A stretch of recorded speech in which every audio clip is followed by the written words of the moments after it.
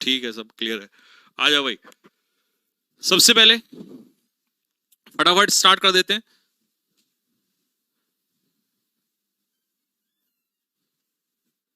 पहला question, what is pernicious?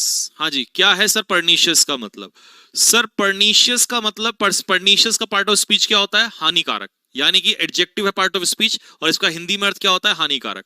इसके synonyms possible क्या हो सकते हैं? That is harmful, damaging, injurious, deleterious, noxious, malignant या बेलफुल। इन सभी का मतलब क्या है? हानिकारक। सेंटेंस क्या है इसके लिए? Smoking has pernicious effect on health. Smoking के हेल्थ के ऊपर कैसे इफेक्ट होते हैं? परनीशियस मतलब हार्मफुल इफेक्ट्स होते हैं, हानिकारक इफेक्ट्स होते हैं। ऑप्शन में अगर हम इसका सिनोनियम ढूंढे तो फटाफट आंसर दो मुझे, कौन सा इसका सिनोनियम होगा? इसका सिनोनियम होगा, अभी मैंने पढ़ाया था इधर यूट्यूब पे भी, तो डेट्रीमेंटल का मतलब क्या होता है? हानिकारक होता है। डेट्रीमेंटल मींस हानिकारक। इसके ऑप्शंस अगर हम खोलने लगे तो ऑप्शंस देखो फटाफट जल्दी से, क्या ऑप्शंस होंगे? इंप्लोर का मतलब क्या होता है? किसी से रिक्वेस्ट करना। इंप्लोर मींस टू रिक्वेस्ट समवन, किसी से प्रार्थना करना। ऑब्लिगेटरी का मतलब होता है नेसेसरी, यानी कि आवश्यक, रिक्वायर्ड, नेसेसरी, आवश्यक। और रेकलेस का मतलब क्या होता है? रेकलेस का मतलब होता है केयरलेस। रेकलेस मींस केयरलेस, जिसे हम कहते हैं लापरवाह। रेकलेस इज केयरलेस, यानी कि लापरवाह। तो सारे ऑप्शंस भी क्लियर हो गए हैं और ये भी समझ में आ गया होगा। और हम बंदर बाबा को भी दिखाएंगे भी फटाफट आप लोगों को।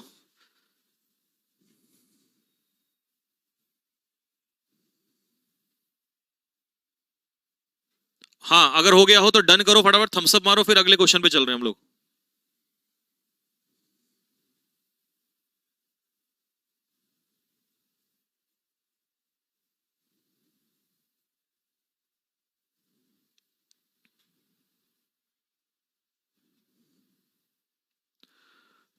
नेक्स्ट, अगला क्वेश्चन नंबर 2। ठीक है जी, और साथ में ये भी देख लेना ये बाबूजी क्या कह रहे हैं। एक बार जरा इसको चेक कर लो, ये क्या कह रहा है? ये कह रहा है सर सिगरेट पी रहा हूं मजे में मैं, ठीक है, और भले ही ये मेरे लिए परनीशियस है, बट आनंद जो सिगरेट पीने में है वो दुनिया के किसी काम में नहीं है। ये साहब इसी बात का जिक्र कर रहे हैं, कह रहे हैं सर मजा आ रहा है बस हो, सिगरेट के धुएं में जो है ना आनंद है ना, बट भले ही परनीशियस है, हानिकारक है ना। नेक्स्ट, अगला क्वेश्चन। नेक्स्ट आपका लुगुबरस। अब लुगुबरस कौन सी स्टेट होती है? लुगुबरस वो स्टेट होती है मेरे भाई जब हम उदास होते हैं। कैसे होते हैं? सैड होते हैं, उदास होते हैं, सैड होते हैं, निराश होते हैं, हताश होते हैं। तो उस स्टेज को हम लोग कहते हैं लुगुबरस। ठीक है जी। तो लुगुबरस का पार्ट ऑफ स्पीच भी क्या होता है? एडजेक्टिव होता है, और इसका मतलब होता है दुखी होना, निराश होना। मॉर्नफुल यानी कि दुखी होना, ग्लूमी दुखी होना, सैड यानी कि दुखी होना, अनहैप्पी दुखी होना, डिजेक्टेड का मतलब भी यही होता है, मोरोज मतलब भी यही होता है, और डिप्रेस मतलब भी यही होता है, निराश होना। सेंटेंस क्या है? राखी जब, राखी कैसी दिखाई दे रही थी? ठीक है भाई, राखी दिखाई दे रही थी निराश। कब? जब उसका दिल टूट गया। दिल नहीं टूटा, दिल किस लिए टूटा? नालायको, कैसे टूटा उसका दिल? जब वो पास नहीं हो पाई तो उसका दिल टूट गया, और वो उस समय कैसी लग रही थी? हमें निराश लग रही थी। ठीक है, कैसी लग रही थी? निराश लग रही थी। तो इसका सिनोनियम क्या हो जाएगा? पॉइग्नेंट। पॉइग्नेंट का मतलब क्या होता है? निराश। वियरी क्या होता है? वियरी लिखो टायर्ड। वियरी बंदा टायर्ड, थका हुआ। एफ्लुएंट बंदा कैसा होता है? रिच, अमीर। Affluent is rich. और असॉल्ट का मतलब क्या होता है? आक्रमण करना, attack. Assault means to attack या आक्रमण करना। हाँ जी,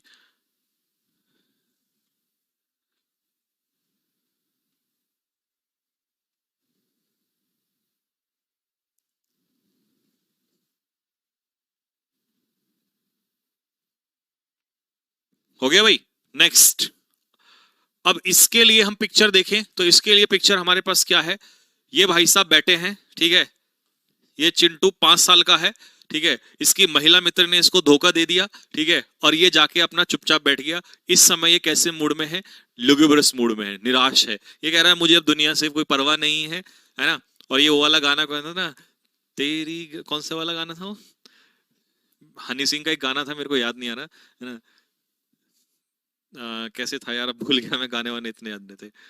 तेरी गली आता सनम है, नगमा वफा का गाता सनम, तूने, है ना, कुछ इस तरीके से। अब याद नहीं आ रहा, बाद में। अगला आ जाओ, क्वेश्चन नंबर 3। क्वेश्चन नंबर 3 क्या है? इम्प्रॉम्प्ट। इम्प्रॉम्प्ट का मतलब होता है बिना तैयारी के। बिना तैयारी के जब आप किसी काम को करते हो तो उसे हम लोग क्या कहते हैं? इम्प्रॉम्प्ट कहते हैं। क्या कहते हैं साहब? इम्प्रॉम्प्ट। तो इसका पार्ट ऑफ स्पीच क्या है? ये भी एडजेक्टिव है। इसका हिंदी में मतलब क्या है? बिना तैयारी के।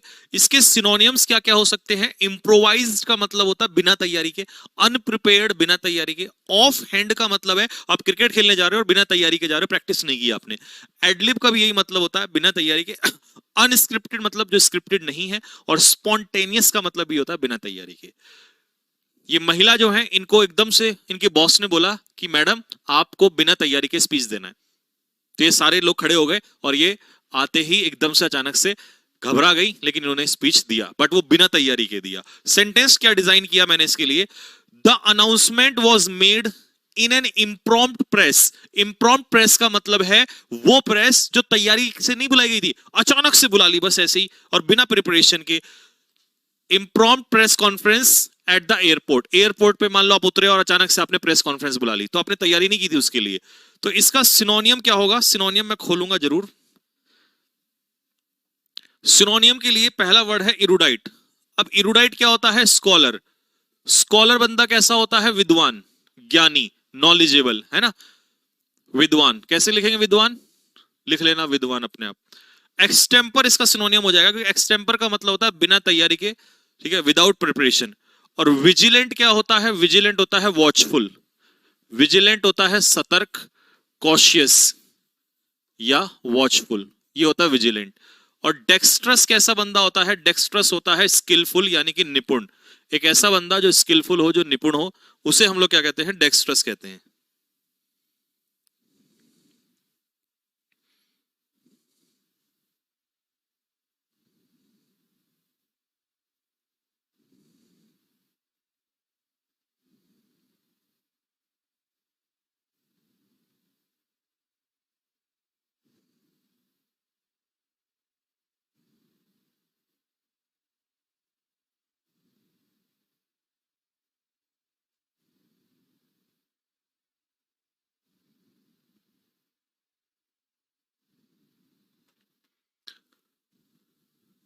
ठीक है भाई, ये क्लियर हो गया यहां तक?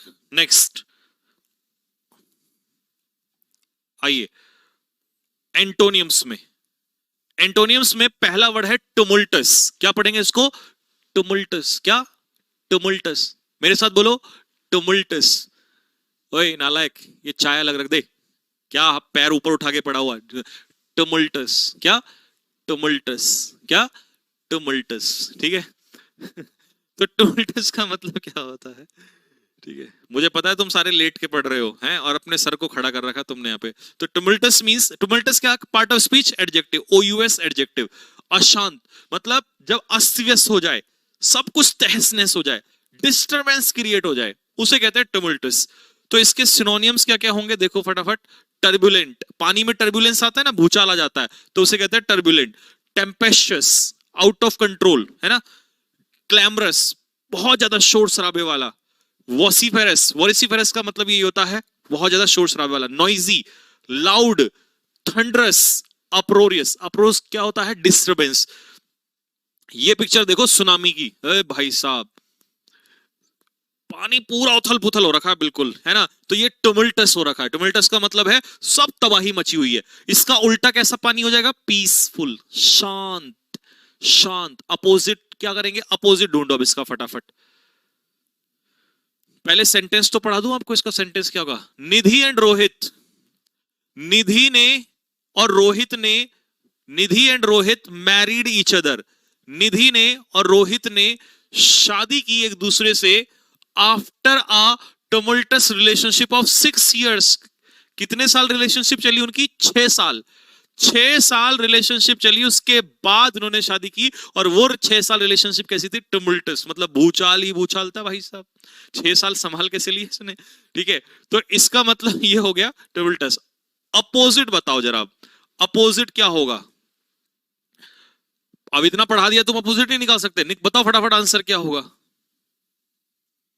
ऑनेस्ट मतलब रेस्पॉन्सिबिलिटी।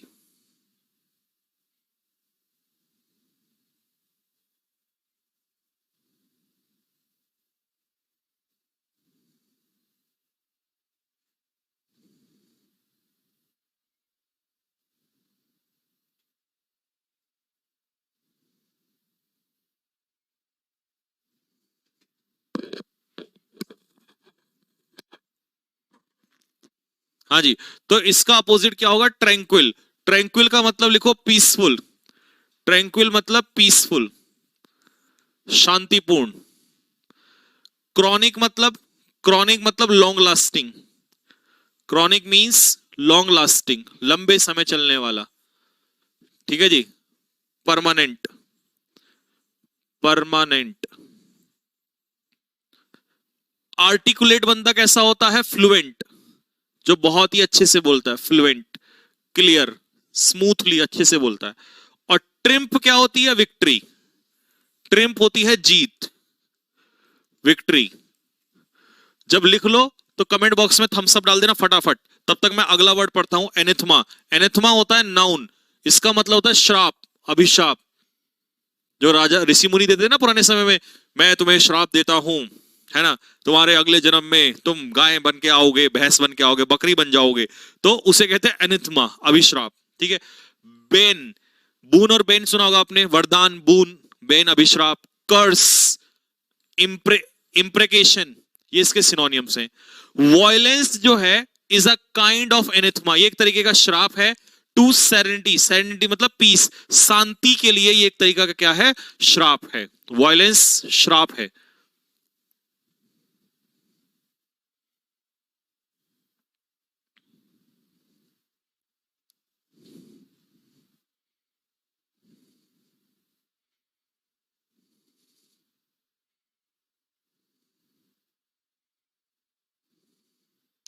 सर ये लिखी हुई पीडीएफ कब मिलेगी?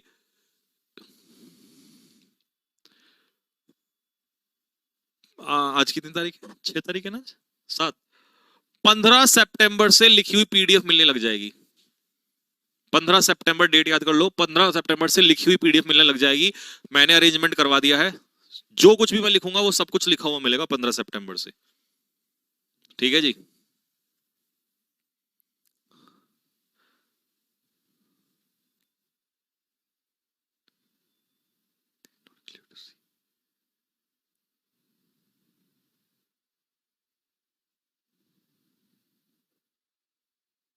ठीक, नेक्स्ट। तो भाई अब ये देखो जरा, मैलेडिक्शन। मैलेडिक्शन का क्या मतलब होता है? श्राप। डैमनेशन, डैमनेशन भी कर्स होता है, श्राप। और ये है हमारे चर्च में जो वो होते हैं ना, मैं तुम्हें श्राप देता हूं, है ना। आ जाओ सिनोनियम्स में, आ जाओ फटाफट। आंसर बताओ, इसका क्या आंसर होगा? एंटोनियम बताना है। ऑप्शन क्लियर है यहाँ पे सारे के सारे। ये था श्राप। अब चाहिए हमें वरदान। तो वरदान के लिए ऑप्शन बताओ। फ्यूरी क्या होता है? एंगर। फ्यूरी इज एंगर, आक्रोश, गुस्सा। रेज, RAGE, रेज मतलब गुस्सा। एंटाइस का मतलब क्या होता है? आकर्षित करना, अट्रैक्ट करना। बेनेडिक्शन क्या होता है? यही इसका आंसर है, ब्लेसिंग्स, आशीर्वाद। प्रिवेलेंट क्या होता है? Wide spread. जो चीज चारों तरफ फैली हुई होती है उसे कहते हैं प्रिवेलेंट, यानी कि वाइड स्प्रेड। ठीक है।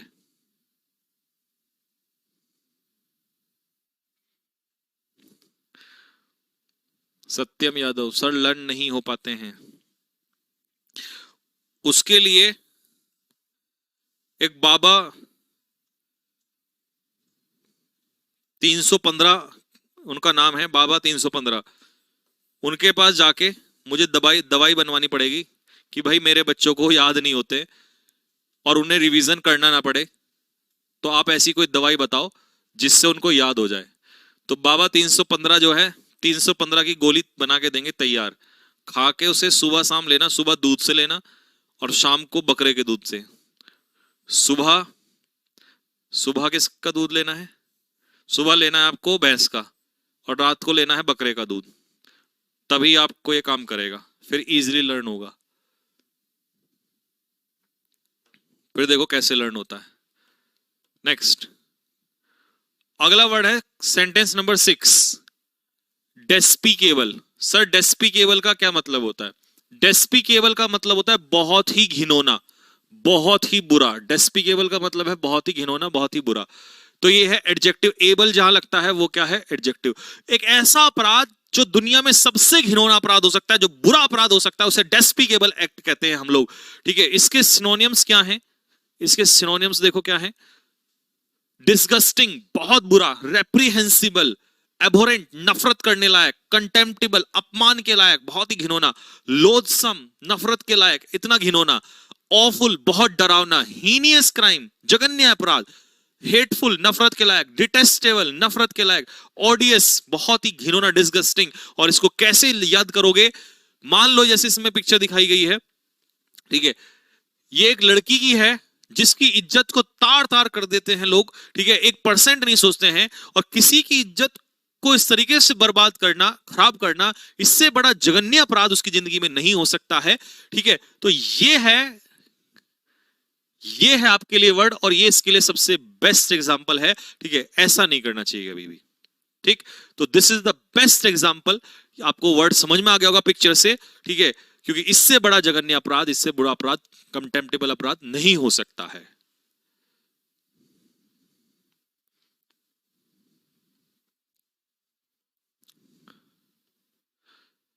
जैसे कि एक बीजेपी के एमएलए थे, उन्होंने किया था ऐसा, तो उनको पार्टी ने निकाल दिया था।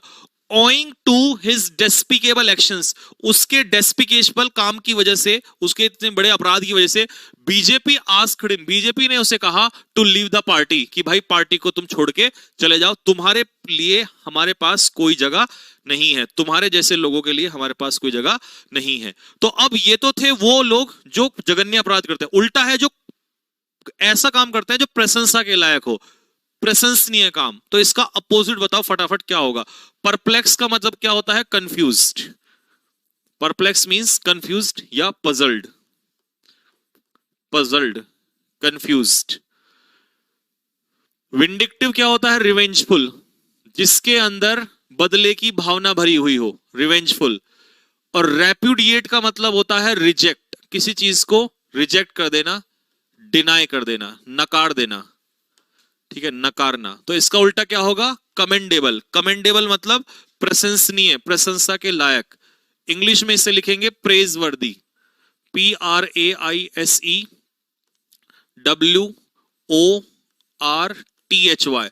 प्रेज वर्दी, यानी कि प्रशंसनीय, प्रशंसा के लायक।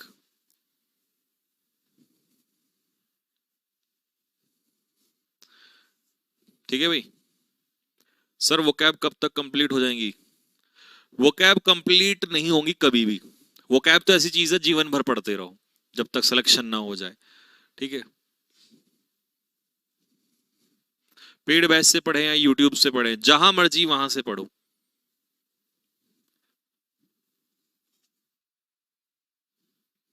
पेड में भी पढ़ो, वहां भी अलग, और यूट्यूब में भी जो कुछ क्लास चलेगी थोड़ी बहुत, वहां भी पढ़ना।